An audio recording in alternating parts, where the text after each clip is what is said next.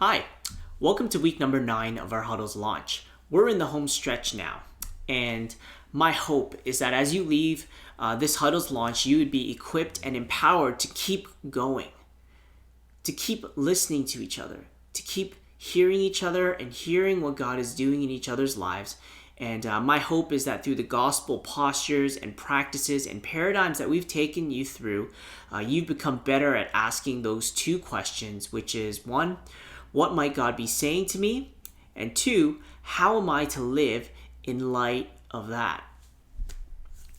Today, I want to roll back the clock a bit to the very beginning, the very first huddle that we did. And if you remember, we took you through a self-examination where we just looked at areas of our life where we struggle to trust God. These are areas of unbelief in our life. And as we looked at those things, we gave you 4 questions. Who is God? What has He done? Who am I in light of that? And how am I to live? We gave you those 4 questions. And I don't know if you know, but we took you through the gospel paradigm of breakthrough at that point.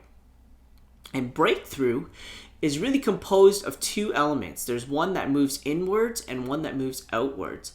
And so breakthrough, moving inwards, is known as repentance. It's when we change our mind about something. A fundamental way in which we saw things or believed, we change our mind about it. And that movement outwards then is belief. And so I want to illustrate that today with a fruit. Now, what makes a fruit a fruit?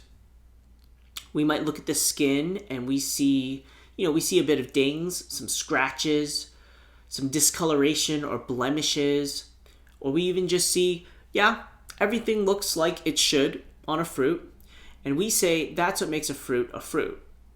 But we know that's not true. You might look at the outside of a fruit and you don't know what kind of fruit it is. You don't know if it's even good or if it's bad sometimes. But really what makes a fruit is what lies beneath. So when you peel back the layers of a fruit, that's really where you begin to understand what makes it a fruit. You peel back the skin and you get to the edible flesh of a fruit.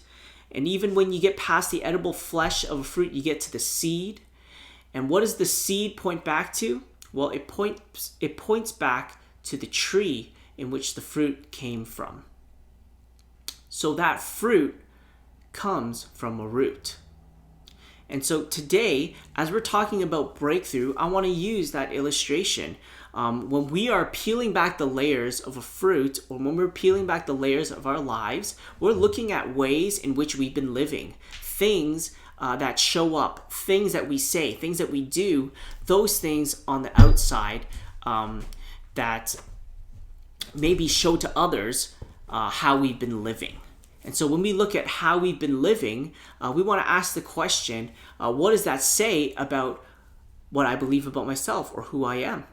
When we ask that question and we go a bit deeper, we say, okay, what does that say about the work of God? What does that say about my belief about the work of God? And when we ask a question even deeper than that, we really get back to it. It's, what do I believe about God? When we move from outwards to in, that process is called repentance. And then that's the area of our life where maybe we need to hear gospel truth. So maybe for me, if you recall, my problem was that I want people's approval. That was one of my biggest struggles. It's that I have a hard time saying no to people. I love to say yes because I want them to like me. I want their approval. Well, what does that say about me? Well, it might say that I don't know if I deserve love. I don't know if I'm loved. I don't know if people love me. I don't know. And what might that say about God's work in my life? Maybe I just don't believe that God's work is enough, because maybe I don't believe, or I struggle to believe, that God dearly loves me, that God approves of me. And so when we get to that point of hearing the gospel truth and needing to change our minds about it, that is the process of repentance. And then when we move outwards, that is the process of belief. So for me, maybe I need to hear, God dearly loves me and accepts me for who I am.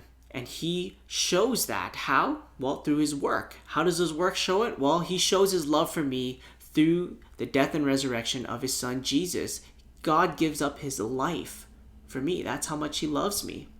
What does that say about me? Well, it says that I am dearly loved child of God. Not because of something I've done, not because I've earned his approval, but because he gives it to me out of who he is. And from there, how am I to live then? Well, if I'm to live as a child of God, a dearly loved son of God, it means that I don't have to seek others' approval. It means that I don't need them to like me. I can be okay with saying no to them. I can be okay to pursue what I want to pursue instead of what other people might want from me. I can be confident. I can be free to say no. And moving from that who is God all the way outwards to how am I to live, that is the process of belief. And that's what I want you guys to talk about today in your groups. How have you changed over these last 9 weeks in your huddle? How have things moved for you? What about the thing at the beginning that you struggled with? Have you seen movement in there? Have you seen God at work in that? Or are you still seeing God at work in that? Talk about that today. What might God have been saying to you over these last 9 weeks? And how are you going to live in light of that? Now, I know that we are figuring out what's going to happen after this Huddles launch is over. And I want to encourage you, if you are part of a huddle and you are not part of a life group, I want you to begin thinking about that process. What would it look like for me to be part of a life group? What would it look like for us as a huddle to be part of a life group? And I want to help you with that.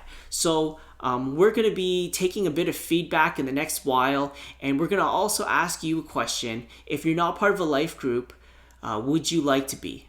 Would your huddle like to be? Would you like to be paired together with other huddles that have gone through this Huddles launch and become a life group? Or if you're already a part of a life group, maybe your question is, how do we learn to integrate these huddles into how we are already doing things? How do we kind of balance this out in the rhythm of how we gather, where we gather as a life group to share a meal and share life together and just share what God might be doing and how God might be moving in the neighborhood and the places in which he's called us to, but also how might God be changing me and moving me and what he might be saying to me on that individual level, and how do I process that with my huddle. We want to help you with that, and so look out for it. We've got some feedback that we want to hear from you, but for the rest of this time today, I want you to go through that process of breakthrough, teach it to each other, and ask each other this question: what has God been saying to me over the last 9 weeks, and how am I going to live in light of that? And we'll see you next week.